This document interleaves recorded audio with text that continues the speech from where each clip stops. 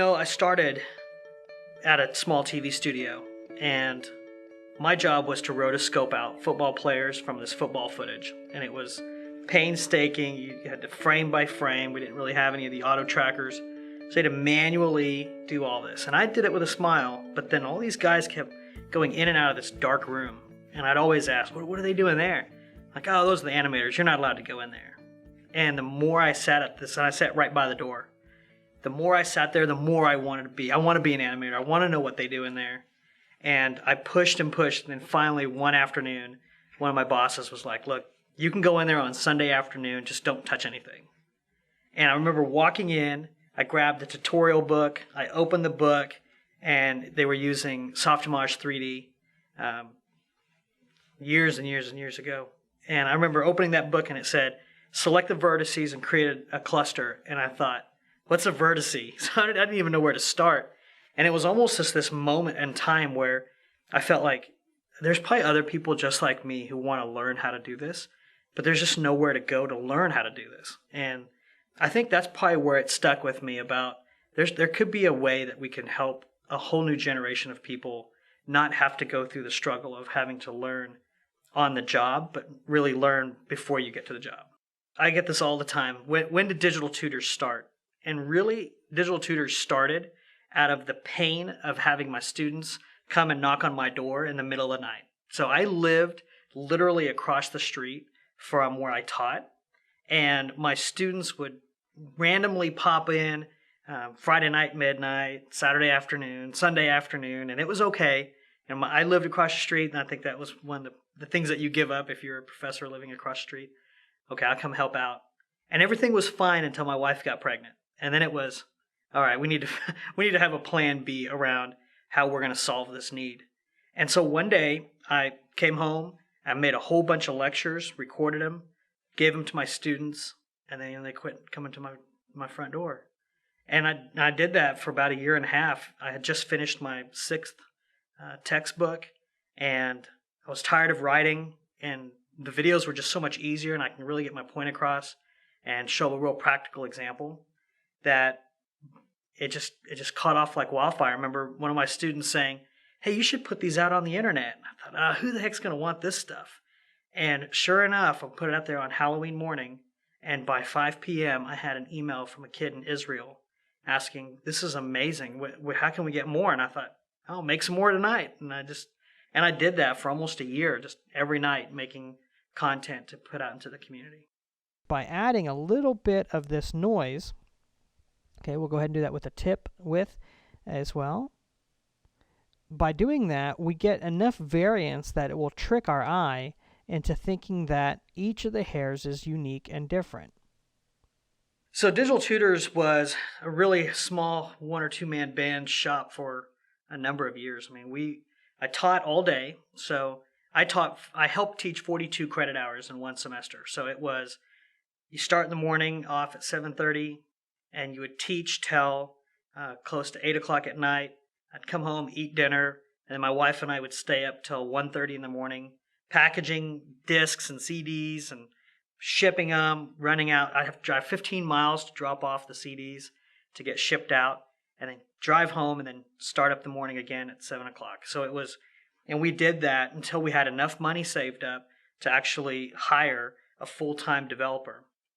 And that was Tanya. Tanya came on first, and then Kyle came on a month after. Mind you, they had both been working for me. I just couldn't pay them.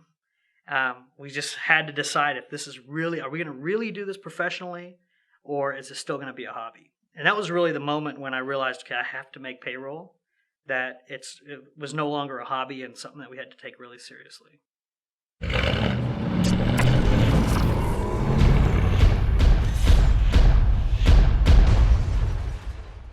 When we started Digital Tutors, we focused primarily on visual effects for feature films. And then over the years, you see this kind of convergence of film and games. So we naturally moved into games. Well, both of those require a lot of designs. We moved into 2D design. So we've got a lot of not only how to draw characters, but how to design and lay out and do compositions, which then that naturally brought us to where we're really moving towards is more CAD-based training. So really being the Digital Tutors for architects, visualization artists, for engineers, people who are doing simulations, as well as the web design space. So not really hardcore programming. We've got Pluralsight to take care of that for us.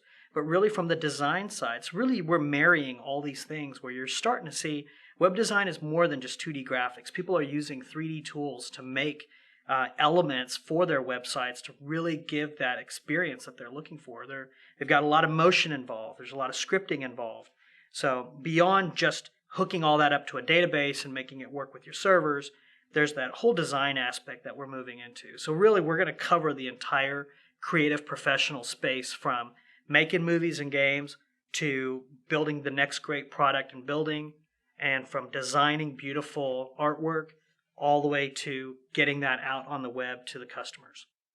There's not enough stories to really express how fulfilling having Digital Tutors has been all these years. I mean, if you really stop and think about it, we've completely changed the landscape, and we've had the pleasure and the opportunity to train an entire generation. Like, not just 10 people in a classroom, not, hey, we wrote a few books. We transformed the industry and democratized how you get this information, where you get the information from, and at a price point that we set the standard for the price point, right? So we really pushed the doors open and said, our mission is to change the world, and we think we can change it through education. We really brought that to the people. For years, we have been using this brand of marketing called cult branding and cult marketing, which is, look, we couldn't afford to buy ads, so we would just ask people to give us a word-of-mouth recommendation. Know anybody who could use it? And so 1 year at SIGGRAPH, we took about 1,000 T-shirts, and we handed them all out the first day. And then the second day, we had a whole bunch of prizes we were going to give out. Well, it kind of went out of control. So the doors opened, and the security told about 100 people in orange shirts, do not run. And they came running to our booth. They all got in trouble. The security was like, we're revoking all your badges. We had to come in and say, look, if you revoke their badges, we're never going to come back. And, we worked it all out. But at the end of the day, just seeing so many of our customers who really are fans, because we've had a chance to touch their lives, and to feel that appreciation of, it's not just us that like to wear the shirts, but our customers like to wear it, and they believe in what we've been trying to do all these years. All I want is 15 minutes. That's it. If I can have 15 minutes of every artist's day, in the morning when they grab a cup of coffee, or they're having their bowl of cereal, and they pull us up on their device, and they're just checking in with us. What came out today? What's new stories are out today? What do I need to know? I want to get to where I have a trusted 15 minutes every day of every digital artist, and to be able to provide that level of quality content and trust that we've come to be known in the industry. I mean, how cool would that be, right? To be able to say, we are there for you. All you need to do is give us 15 minutes and we'll catch you up. This summer, we had a group of PhD students come in and actually work with us on doing some educational-based research on the way we teach and how we teach. And they came back after analyzing all the data and said that, and I've never heard this before, but they were like, Digital Tutors is like an artist's memory bank. And I was like, explain that to me. And she said, well, if you look at the way artists are using Digital Tutors, it's almost so much that you have to remember what button, what setting, what technique, that you don't have to remember them all. We will repository all those techniques and buttons and tools and definitions, because all you have to do is go in and say, okay, I want to learn how to rig a leg, and we've got the answer right there. 10 minutes later, you're back into business. So really, when I talk to artists and they're saying, what's the differentiator between you and anybody else? It's really, what's the differentiator between us and anything, right? You have to have something to keep your skills up to date. And we want to make sure we build the best library that's relevant for production artists and beginning artists, so we can fulfill our mission.